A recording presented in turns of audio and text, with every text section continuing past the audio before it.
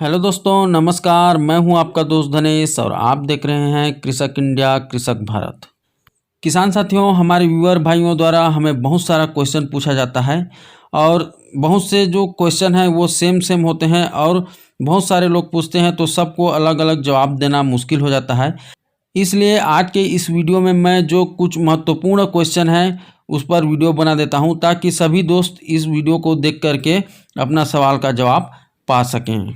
दोस्तों, अगर आपका भी कोई सवाल होगा या तो आप किसी विषय पर वीडियो बनवाना चाहते हैं तो हमें कमेंट करके बोल सकते हैं, या तो मेरा नंबर 74 71 16 86 16 पर भी मुझे मैसेज कर सकते हैं और निश्चित रूप से मैं कोशिश करूंगा कि आपका वीडियो ज़रूर बने और आपका भी समस्या का समाधान हो पाए। तो चलिए दोस्तों, आज की इस वीडियो को शुरू करते हैं।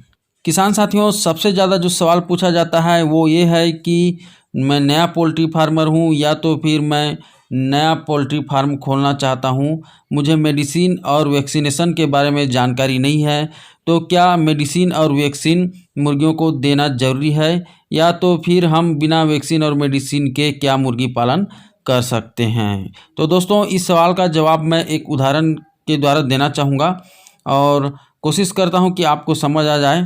किसान साथियों, जैसे कि आपको पता है हमारे इंडिया में बहुत ही पुराने समय से गाय का पालन किया जा रहा है और पुराने ज़माने में जैसे गाय पालते थे तो उसको कोई वैक्सीन, कोई मेडिसिन, ना कोई कैल्शियम कुछ भी दिया नहीं जाता था और वो सिर्फ प्राकृतिक रूप से पलते थे और खेत खलिहान में चर के भी अच्छे दूध उत्पादन हो जाता था। लेकिन आज वर्तमान में देखेंगे कि गाय का भी फार्मिंग हो रहा है, उनको कई प्रकार के मेडिसिन दिया जा रहा है, वैक्सीनेशन किया जा रहा है और उनको कई तरह के रेडीमेड जो फीड होता है वो खिलाया जा रहा है। तो दोस्तों, इस चीज़ को आप समझिए कि जैसे पुराने ज़माने में जो गाय पालन किया जाता था उनका इम्यूनिटी बहुत ही अच्छा होता था और वो प्राकृतिक में जो भी मिलता था घास फूस उसको खा करके एकदम तंदुरुस्त रहती थी। और अगर उस तरह से हम अभी के जो गाय हैं, जो एचएफ हैं या तो जो आप अभी जर्सी नस्ल के जो गाय हैं उनको हम ऐसे छोड़ देते हैं चरने के लिए, तो वो जो है बरसात में जो शुरुआती जो चारा आता है जो उगता है उसको खाएंगे तो वो कम से कम 10-15 दिन खा करके बीमार पड़ जाएंगे। लेकिन जो हमारी देसी गाय हैं वो बीमार नहीं पड़ती हैं। तो सेम चीज़ जो होता है ये हमारे मुर्गियों में होता है। अगर आप 2-4 की संख्या में पाल रहे हैं तो उसमें बीमारी आने के चांस कम होते हैं और अगर आप उसको फार्मिंग कर रहे हैं, उसका फार्मिंग कर रहे हैं, ज़्यादा भीड़ है, कंजस्टेड है, तो आपको उनको मेडिसिन देना बहुत ही ज़्यादा आवश्यक है। वैक्सीनेशन करना आवश्यक है या नहीं है, इस चीज़ को इस तरह समझेंगे कि जैसे कोई बीमारी आ गया हमारे सेट पे और हमने वैक्सीनेशन उस बीमारी का नहीं किया है, तो एक मुर्गी को वो बीमारी आया, जैसे रानीखेत ही आ गया, तो आपके जो पूरे लॉट को वो उड़ा सकता है। पूरे आपके सेट में जितने भी मुर्गी हैं उसमें एक भी नहीं बचेंगे। 90% से ऊपर उसमें मोर्टेलिटी होने की चांस होती है। और अगर वो बीमारी नहीं आया तो फिर आपका वैक्सीनेशन करना व्यर्थ है समझिए। लेकिन आप रिस्क क्यों लेंगे? रिस्क लेना बेकार है, ज़्यादा महंगा नहीं आता है। 100 से लेकर के 200 रुपये तक का वैक्सीन जो है आता है 500 मुर्गियों की। तो आपको रानीखेत का जो वैक्सीन होता है वो 7वां दिन लगता है और एक 24 से 28 दिन के बीच में रानीखेत का बूस्टर डोज लगता है और 14वें दिन में भी गंबोरो का डोज लगता है। तो वैक्सीनेशन करना बहुत ही ज़्यादा ज़रूरी है क्योंकि जो वैक्सीन वाला जो बीमारी होता है वो आपके पूरे शेड में जितने मुर्गे हैं उनको ख़त्म कर देता है अगर वो बीमारी आ गया तो इसलिए आप रिस्क न लें, बिल्कुल वैक्सीनेशन करें। और दोस्तों, अगर आप 2-4 की संख्या में आप पाले हैं मुर्गियों को तो वैक्सीन वैसे भी 500 मुर्गियों का आता है, तो आप वैक्सीनेशन नहीं करेंगे तो भी चलेगा। लेकिन उनको जो है इम्यूनिटी उनका स्ट्रांग रखना है, उनको अच्छा पौष्टिक आहार आपको देना है।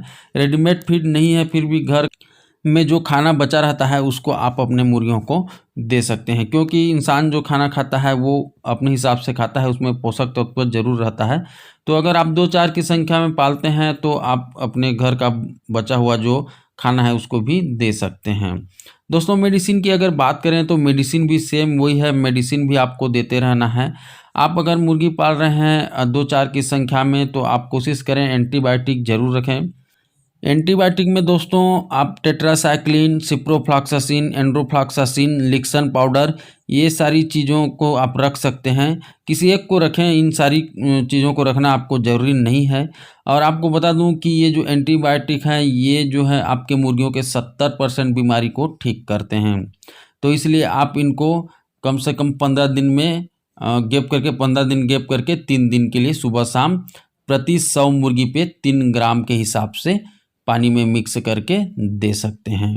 दोस्तों एंटीबायोटिक जो है आपको 70 रुपये से लेकर के 150 रुपये तक के बीच में मिल जाती है। 100 ग्राम का जो पाउच होता है, 50 ग्राम 100 ग्राम दोनों का आता है। आप कोई सा भी रख सकते हैं। अगर आप कम मुर्गी रखते हैं, 2-4 रखे हैं, तो भी आप एंटीबायोटिक को रख सकते हैं। लंबा उसका एक्सपायरी डेट होता है जो 2 साल 3 साल का होता है, तो आपका काम आ जाएगा। किसान साथियों, अगला जो सवाल है जो ज़्यादातर पूछा जाता है वो है कि क्या मुर्गी पालन के लिए ट्रेनिंग लेना ज़रूरी है, और शेड का जो दिशा है वो पूर्व से पश्चिम बनाना क्या आवश्यक है। क्योंकि मेरे पास पूर्व से पश्चिम दिशा में कोई ऐसा ज़मीन नहीं है। मेरे पास उत्तर से दक्षिण दिशा में मेरा ज़मीन है, मैं उसमें शेड बनाना चाहता हूँ। तो दोस्तों मैं उन किसान साथियों से कहना चाहूँगा कि अगर आप पोल्ट्री फार्मिंग करते हैं तो ट्रेनिंग लेना कोई ज़रूरी नहीं है। अगर आपके पास कोई ऐसा आपका दोस्त है या आपके नज़दीक में कोई ऐसा फार्मर है जो आपको शुरू से लेकर के आखिरी तक बताने की कष्ट कर सकता है, क्योंकि आज के डेट में ऐसे लोग बहुत ही कम मिलते हैं जो आपको समय दें। तो इसलिए आप अगर ज़्यादा बड़े मात्रा में मुर्गी पालन करना चाहते हैं तो ट्रेनिंग ले लें, नहीं तो आप ऐसे साथी को ढूंढें जो आपको अच्छी तरह से समय दे सके। दोस्तों इसके लिए मैं आप लोगों को एक बात कहना चाहूँगा कि अगर आप मुर्गी पालन में नए हैं तो हमारा जो नंबर है 74 71 16 86 16, उस पर व्हाट्सअप करके आप शुरू से लेकर के आखिरी तक, यानी कि फर्स्ट डे से लेकर लगभग 40 से 45 दिन तक किस तरह से आपके मुर्गियों को पालना है उसके बारे में हमसे जानकारी ले सकते हैं।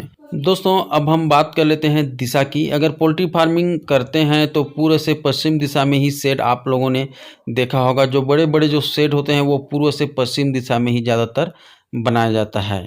तो इसका ये कारण होता है कि जैसे हमारे देश में जो हवा चलती है वो पूर्व से पश्चिम दिशा में चलती है, और अगर आप उत्तर से दक्षिण दिशा में अपना शेड बनाए हैं तो सोचिए कि आपके शेड में कितना स्पीड से हवा पड़ेगा और आंधी तूफान आएगा, तो फिर बात ही अलग है।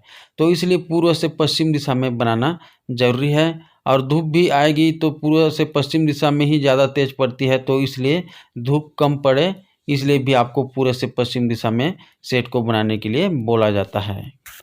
लेकिन आपके पास अगर पूर्व से पश्चिम में ज़मीन नहीं है, सिर्फ उत्तर से दक्षिण में ज़मीन है, तो उसमें आप ये कर सकते हैं कि आप अपने शेड को छोटा बनाइए, यानी कि 400-500 मुर्गियों के लिए शेड को बनाइए, और उसमें जो है अच्छा से वेंटिलेशन का व्यवस्था कीजिए, और साथ साथ उसमें जो हवा जो आएगा आपका पूर्व से पश्चिम में, उस दिशा में अच्छा से जो त्रिपाल होता है उसका व्यवस्था कीजिए, और हरे पौधे लगाइए जिसमें से एकदम तेज़ धूप आता है उसको वो रोक ले, तो फिर आपके मुर्गियों को कोई परेशानी नहीं होगी।